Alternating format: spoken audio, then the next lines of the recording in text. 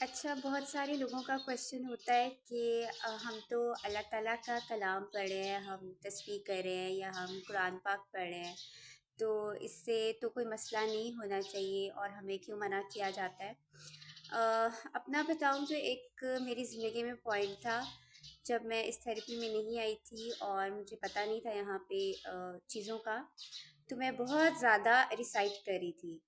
क्योंकि उस टाइम मेरी कंडीशन ऐसी थी, मुझे माइग्रेन बहुत ज़्यादा होती थी और जो भी सिचुएशन चल रही थी तो मुझे जो कोई बताता था, इवन लोगों ने मुझे बताया, इवन के एजुकेटेड लोगों ने मुझे ये बात कही कि किसी ने आप पे कुछ करा दिया है या आप पे कोई जादू हो गया है, तो आप रात को जी सूरह बकरा पढ़ें, तहज्जुद के टाइम पढ़ें और पता नहीं क्या कुछ करें। तो मैं उस टाइम कर भी लेती थी, लेकिन मेरी कंडीशन ठीक नहीं हो रही थी।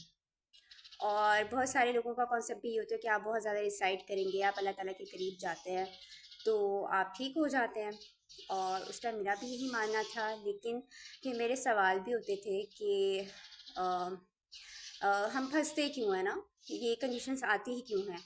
और जब मैं इतना ज़्यादा अगर पढ़ भी रही हूँ अल्लाह ताला का कलाम, तो मैं ठीक क्यों नहीं हो रही? तो फिर मुझे जवाब मिला कि हम पढ़ तो रहे होते हैं कुरान या कोई भी तस्बीह कर रहे होते हैं, अल्लाह ताला का नाम भी पढ़ रहे होते हैं, लेकिन क्या प्रैक्टिकल में हम उस तरह से होते हैं या हम प्रैक्टिकली उस पे अमल कर रहे होते हैं? और मोस्ट ऑफ द टाइम मसला यही आ रहा होता है कि हम लोगों के साथ हमारी डीलिंग्स जो होती हैं वो ठीक नहीं होती, या हम दिल में बातें रख के बैठे होते हैं, बहुत ज़्यादा हर्ट हुए होते हैं और हमसे माफ़ नहीं किया जा रहा होता, या हम दूसरों को हर्ट कर देते हैं और हम खुद मज़लूम बन के बैठे होते हैं कि हमने तो कुछ नहीं किया और अगले बंदे का ही कसूर है और उसका भी दिल दुखाया होता है, तो हमने बेड़ा गर्क किया होता है। और वैसे हम कुरान पाक पढ़ रहे होते हैं, हम तस्बीह कर रहे होते हैं और हम लग रहा था हम बहुत नेक हैं। तो उस टाइम तो नहीं समझती, किसी ने बताया भी नहीं कि भई असल में प्रैक्टिकली चल रहा है, प्रैक्टिकली चीज़ों को लेके चल रहा है। तो इस दुआ में आने के बाद जब मुझे समझ आई कि असल में तो अपने आप को पहचानना होता है, हम गलती कहाँ कर रहे हैं। सिर्फ़ पढ़ लेने से कुरान पाक तो सवाब तो मिल जाता है, लेकिन उस पे असर भी आपको देखें, प्रैक्टिकली अमल भी तो करना है ना। हम ऐसे पढ़ के तो सवाब लेके ऐसे तो नहीं ना चले जाएँगे यहाँ से, इस दुनिया से।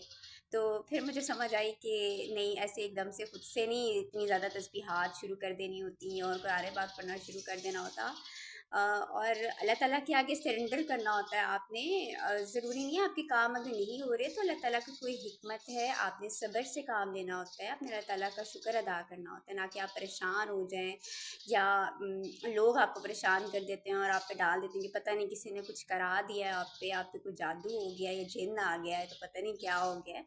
तो ऐसी कोई बात नहीं होती है। आपको प्रैक्टिकली अगर हम देखें, कुरान पढ़ें समझ के, और अल्लाह ताला क्या चाहते हैं असल में इस बात ही सरेंडर की होती है। हम लोग सब्र नहीं कर रहे होते, हम लोग सरेंडर नहीं कर रहे होते अपनी मर्जियाँ कि भाई मेरा काम क्यों नहीं हो रहा। الرحمن